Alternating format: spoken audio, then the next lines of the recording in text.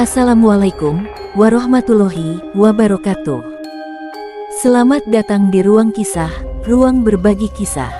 Di sini, setiap cerita kehidupan diangkat untuk menginspirasi dan menyentuh hati kita semua.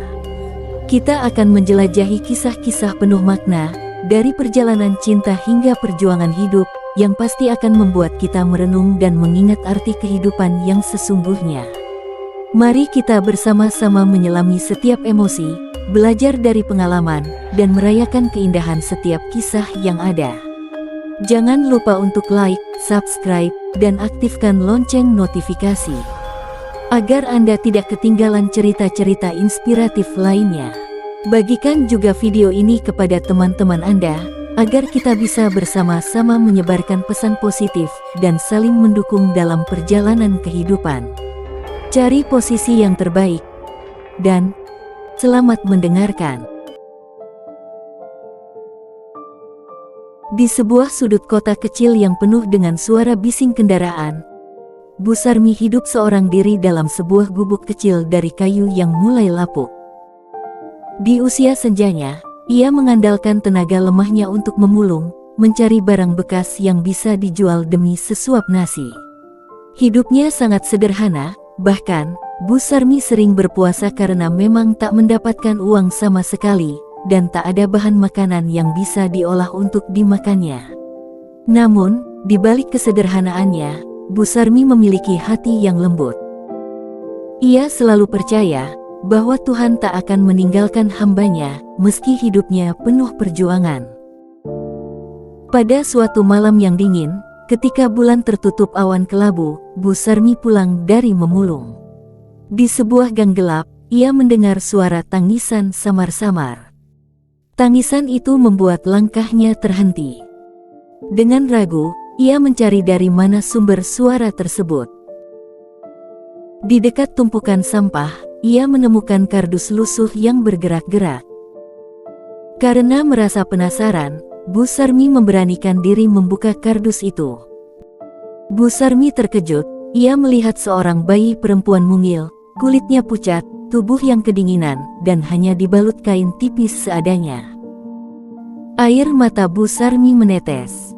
"Kasihan sekali kamu nak, siapakah yang tega meninggalkanmu di sini?" katanya sambil menggendong bayi itu.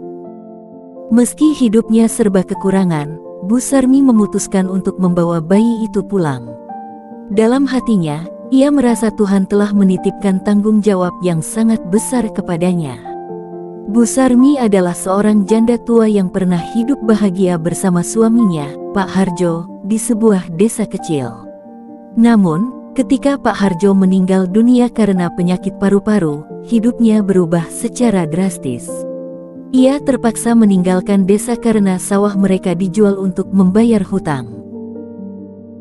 Berbekal keberanian, ia pindah ke kota dan mulai memulung untuk bertahan hidup.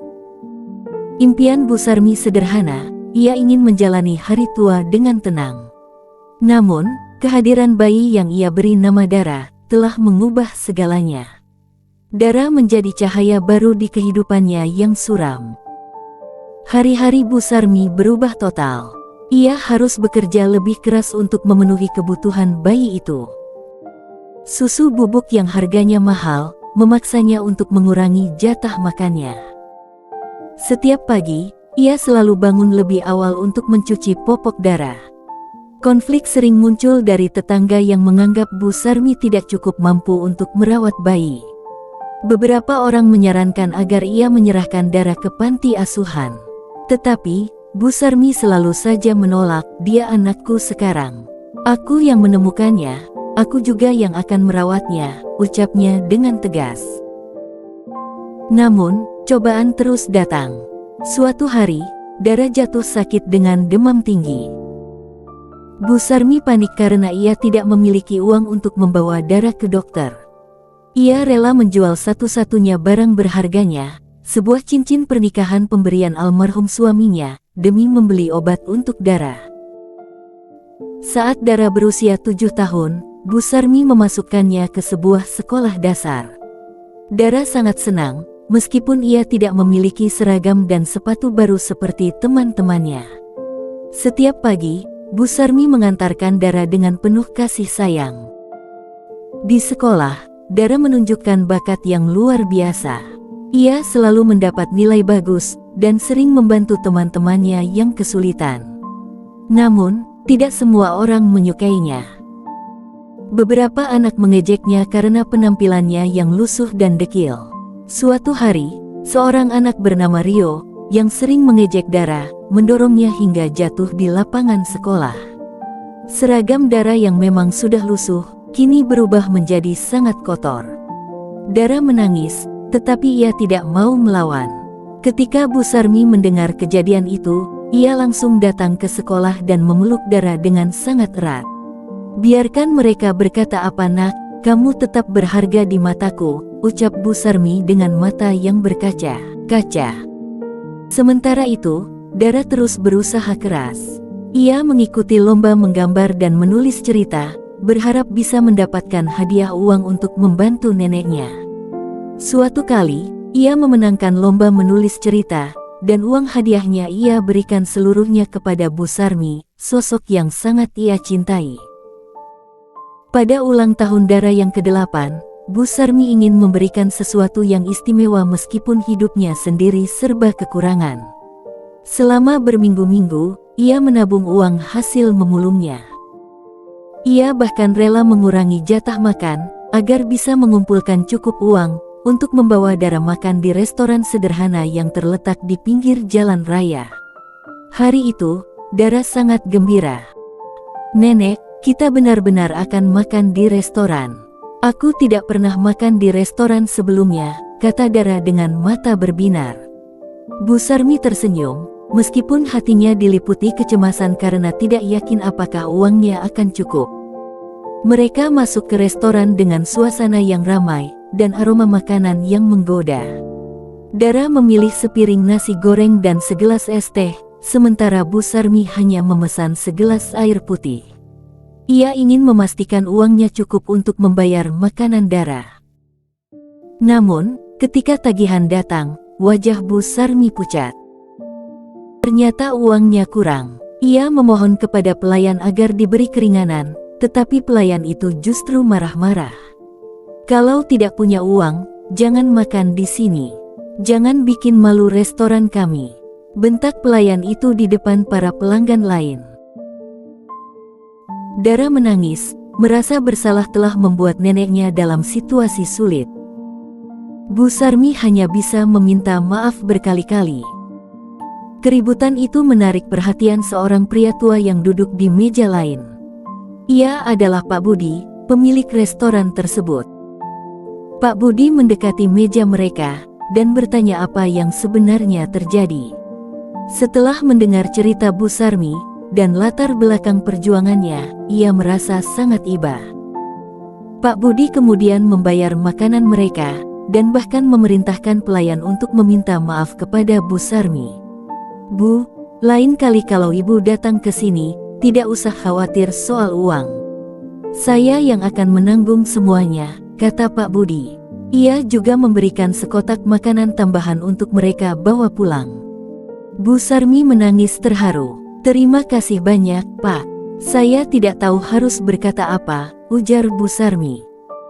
Sejak saat itu, Pak Budi sering membantu Bu Sarmi dan Dara.